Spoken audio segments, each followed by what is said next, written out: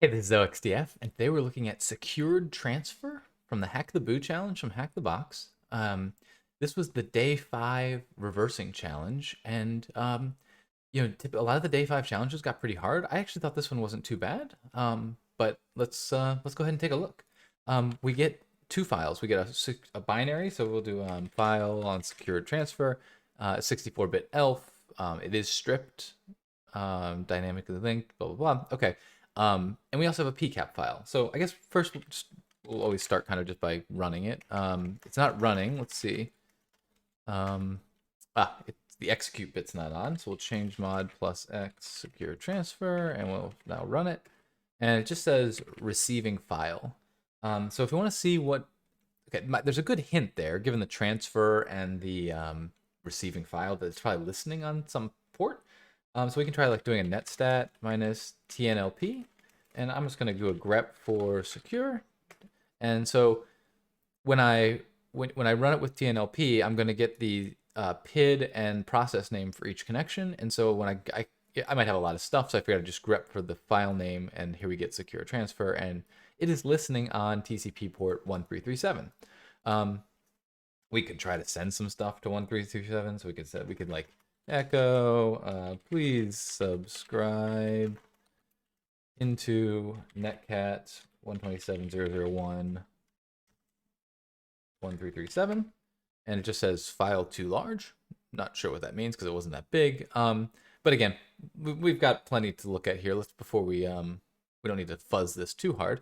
Let's actually just take a look at the PCAP next. So we'll do Wireshark trace.pcap. And in all of the previous videos where I had PCAPs, I always would recommend going up here to statistics and looking at some of the different summaries of the different data going across. I don't even think it's necessary in this one. We have 8 packets. It is all between the same two hosts, the same 2 port combinations. So it's one conversation. It's one TCP stream. It is the .2 reaching out with a random high source port to 1337, and then 1337 replying. So at the risk of going too in detail, TCP always starts off with the TCP handshake. So someone sends a SYN, the server is going to respond with a SYN ACK, and then the client is going to respond with an ACK. And now the two have synchronized, their counters are in place, they're ready to go, they're ready to talk. So in this case, we have the client again sending 8 bytes of data here, followed immediately by the client sending another 32 bytes of data. The server acking, saying, yeah, I received that. The server acking again, and then with a fin saying, okay, we're done, and the client saying ack, and we're done. We can look at this as a TCP stream, and it looks like just junk. We can view it as a hex dump, and we can see sort of the two. So here's the first set of data sent, and then here's the next block of data sent. So this is not super meaningful to me at this point, but we got something sending data just right to port 1337. We can do that. We can see what happens, right? So let's go here, and this is the first way to solve. We're gonna do vim solve.py, and we'll always put our shebang at the top, Python 3, and then we will import socket, and we can do with socket dot socket, and now we need to, when you create a socket, you first have to pass it AFINet, so that's like the family saying we're going to use IP, and then you pass it socket.sock stream, and sock stream says we're doing this. So it's the first one, AFINet, says we're doing an IP connection as opposed to something else that doesn't run on IP, I guess. And then sock stream says we're doing a TCP connection. I think so. Then we can do as sock. We'll do this in a context manager. Okay, so now we have the socket we can read and write to, and then whenever we go back unindented, that socket will close. So we can do socket.connect, and this takes a tuple, so it's always important to add the extra set of parentheses there. 127.0.0.1, so that's the host, and the port will be 1337. Now, the first thing we want to do is we want to, I don't know why I said socket, we want to say sock. Sock.send all. We'll do bytes from hex, and then we can put the hex in there that we want to send, and we can do that twice. Yank the YYP to paste it again. Now let's go back to Wireshark and grab this. So we can grab this right here, copy. The easiest way to actually, what did I just, I think, okay, open a new window. I'm gonna actually go over here and have a new Vim, because this is the fastest way for me to get rid of it. And here I can colon to get down to the menu, parenthesis, or percentage sign S to substitute globally. I'm going to substitute spaces for nothing, and I'm gonna do that everywhere. There we go. So I can copy and paste that, go back to my previous window, paste it in. Beautiful. Now we'll go back here and grab the rest. This is going to take a little bit more editing, but we will do it. Copy that, back to Vim, delete DD to delete, I to paste insert. Okay, so I'm going to Control V to move into visual select mode. I'm just going to use my arrow keys to select all this and delete it. And the same thing here at the end. That's gone, and now I can do the same thing I did before. I wonder if I can even up arrow. Yep, so substitute space nothing globally. And that looks good, and we'll delete this new line, and we've got all our hex on one line. Copy that, paste that here, and now, let's see, are we still listening? We are not. Let's try it again, secure transfer, and oops, I didn't mean to kill Wireshark, but I did. Python solve.py, and that was the flag. So clearly we sent the encrypted flag and it decrypted it for us. So we've got the flag for you one way. But that wasn't a reversing challenge, right? Let's go ahead and do the reversing. Open up Ghidra and take a look and see what's actually happening. All right, we need a project, so we'll do new project. Non-shared. We're going to put it in the secure transfer folder, and I'm just going to create a Ghidra folder for it. And we'll call it secured transfer, like that. And we will import. Ooh, I didn't mean to do that. We will import the file. And we got to get, let's see, a home, HackTheBoo, secured transfer, and we want secure transfer. There we go. Okay, so it's recognizing it as an ELF, it's processing it. Beautiful. We want to now view it in the code browser. And when that opens up, it's going to ask us if we want to perform the analysis. We're going to just accept that, say yes, and accept defaults. And that's what's going to go through and break out all the functions. We can look down here in the bottom right for a status, but it's already done because it's a very small thing. We'll check out entry.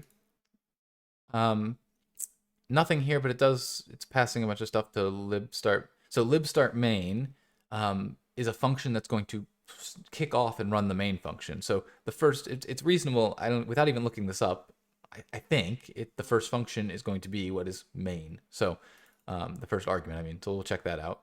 And it looks like we were right. So we can rename function main.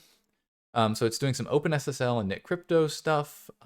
We could, again, if this was we could go more in depth and start to look up what are these. Google, what is OpenSSL and NetCrypto? What does it mean to take 2.0, C0, OX80, blah, blah, blah. We're going to skip through that stuff for now.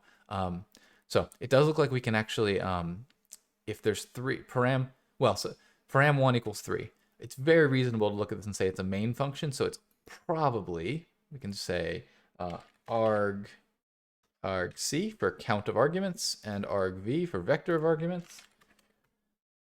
And so if there's 3 arguments, meaning the file name plus 2 more, then we're going to send to argv. Oh, and we can retype this. Let's retype variable, I believe, as long star. Is that going to work? Yep. Okay. So now it's a pointer to long. So this is actually going to be, now we can see argv, the number 2 and number 1. So we're going to send a file, whatever the second argument is, to the first argument. And then we're going to pass those into this function. So we will rename this send file. And otherwise, it's going to say receiving file, and we're going to call this. So we will cancel, rename function, recv file.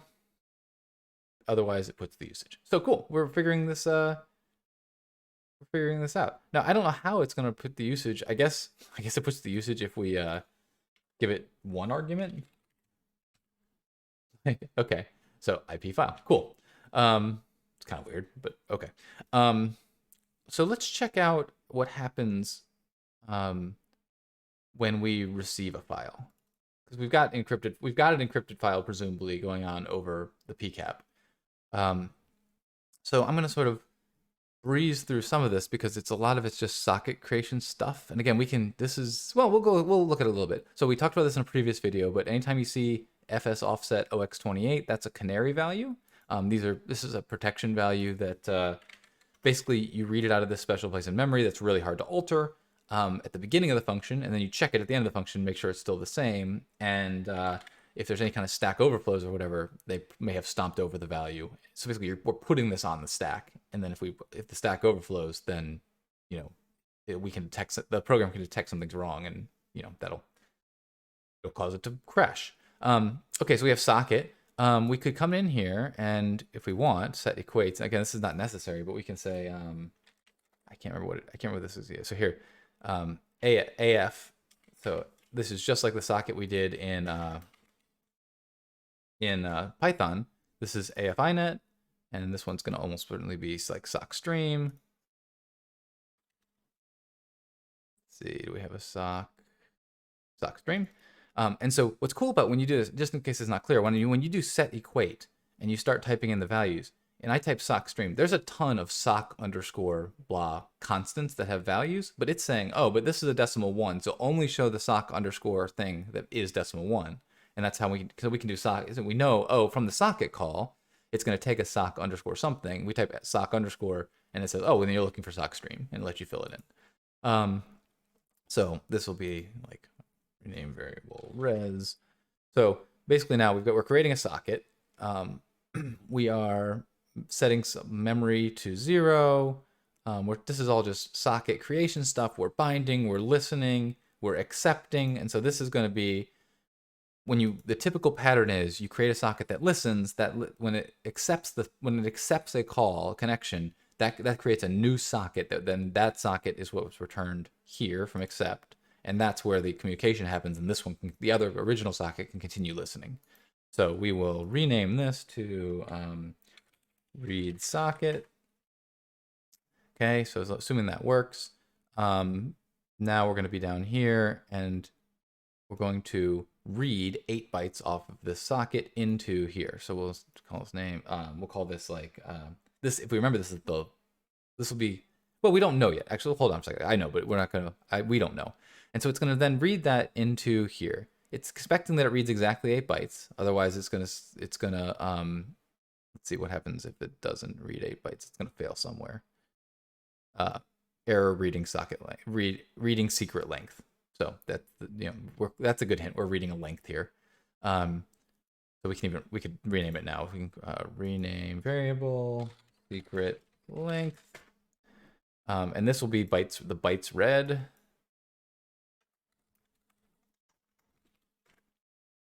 And again, I memorized a lot of these, but you could look up. If you were to do like a man read, we could do that real quick just to show. Or go to like C read, we can see that this takes file descriptor or a socket, a buffer we're going to write into, and a size t count, and it will tell us that it'll attempt to read up to count bytes from file descriptor starting at buff. If we scroll down, it'll tell us, oops, the return value is the number of bytes read, blah, blah, blah. So you can read the documentation and figure out what this stuff should be. So our bytes read is 8, and then if it says if the secret length is less than 16, it's going to say too small. Otherwise, assuming it's less than a lot, it's going to probably the buffer size. It's going to do some stuff. Otherwise, it's going to say too large down here. So now we're going to malloc create some space in memory for the secret length, and that's going to be the buffer. So we'll rename variable read buff. And then it's going to read off the socket the length that we passed in originally into the buffer. And this will be another bytes read. Then it's going to close res. I don't know where that came from, but not important for the moment. Now we're going to malloc something up to secret length here. And then here, this is, so we're going to then pass this, we're going to then pass the buffer and the secret length into this function right here. So let's check out what's going on in here. There's a bunch of stuff happening here on the stack. There's some initial value. Now here we have EVP cipher CTX. Don't know exactly what that means, but here we have EVP AES CBC stored in a variable named cipher. And then we have decrypt EVP decrypt init EX. So that right there, and that's taking a bunch of stuff, right? So let's figure out what that stuff is. If we take local 40, do we define that anywhere? Where do we set that? Somewhere here. That is going to be equal to right here. That's this CTX new. So again, there's probably a real term for this, but we'll just call it CTX new. So it's passing that in. That's cool. The cipher is what it gets from there. The engine, I don't know what that means, and we've got these two other variables here. So let's grab this function name, copy that, go up to Google and paste this in. Oops. Yeah, we want the EX. On this page, it's kind of a mess.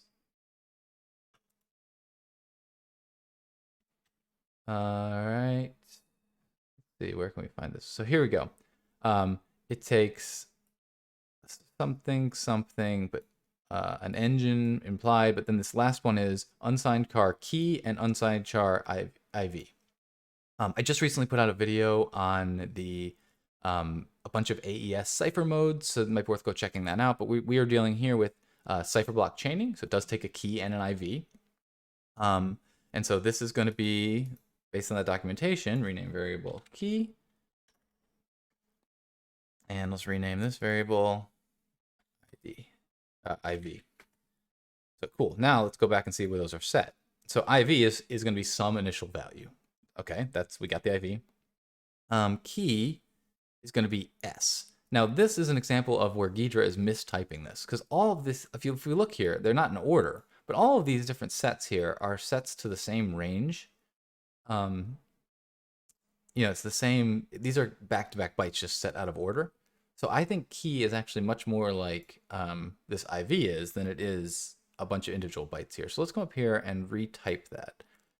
So this would be a char star. And let's see, retype thing. Let's make this a char star as well. Does that help me at all? Not really. It's still not getting all of it. Let's try another approach. We can say, sometimes just finagling file types in Ghidras could be challenging. So if we say this starts at 42 and it goes to, let's just assume 73. So that would be 32 bytes. Makes sense for a key size. Let's try this. Let's retype key. There's probably a better way to do this. I'm sort of just fumbling around a little bit, but we can at least retype it like that and get something that looks close like that. Now all those things are set in key, so that's promising. This is gonna feel, I'm sure there's a way to do this in Ghidra. I just don't know how. So the way I'm gonna solve this is I'm gonna grab all these lines and I'm gonna go over here and we're gonna say vim key.py, and at the top we'll paste all this in. Oh, we will undo that. We will colon set paste.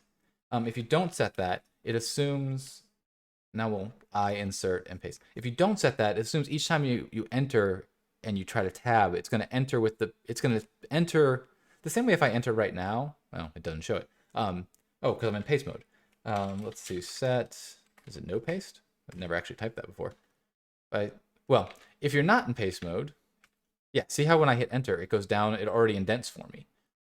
If I'm in, so the problem is if I paste a bunch of lines that each have indents, it goes down to the next line and then paste the next indent, then goes down and paste the next indent. And that's why you get this kind of stripe across the screen. So that's why we have to set it to no paste in Vim. Okay, so we have all this. In Python, you can't just start setting key like that. You have to, key has to exist somehow. Oh, let's get rid of all these indents. Okay, So what we're going to do is we're going to say key equals, and we'll just say, we're going to set it to an array of null bytes. I'm choosing null bytes because that would be, I want something that will, that it's, characters that it's not using. So we're going to set that like that times 32. And then we'll come down here to the bottom and we'll say assert, let's see, how do I say it? Assert, we'll just do OXOO not in key. And the reason, what that's doing is basically, I'm making an assumption here that I've set all the bytes, but I want to actually make sure of that. So I want to, assert is basically going to crash the program if there's a null byte still in key. So presumably my assumption is I've overwritten every value in key here. So assuming that's the case, I will print key, which we can start like that. We'll make it prettier in a second. So we can do Python key.py, and it works. Just to show you what would happen, if I comment out setting the 20-second byte and now I run it, I get an assertion error because the 20-second byte is still equal to the null, and now it fails. So that's just my own sanity check. Okay, we don't want to. Key is printing like that. It's an array of things. So what I'm going to do is I'm going to do empty string.join around key, and now it will make it into a string joined by the empty string, and now we have that. From here, we can, let's just do this. We'll go to CyberChef,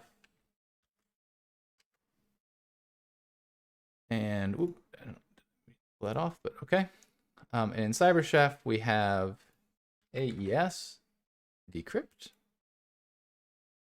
We have a key, which we know here.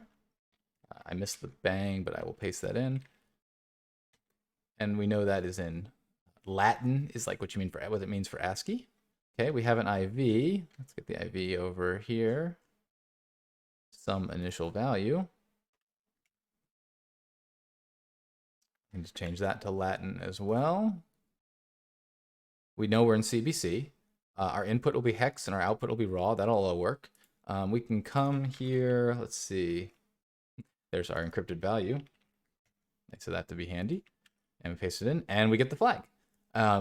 So we were able to pull the key and IV out of the binary, and then pull the encrypted text out of the PCAP, and we get the flag in CyberChef. So I'm gonna call it there.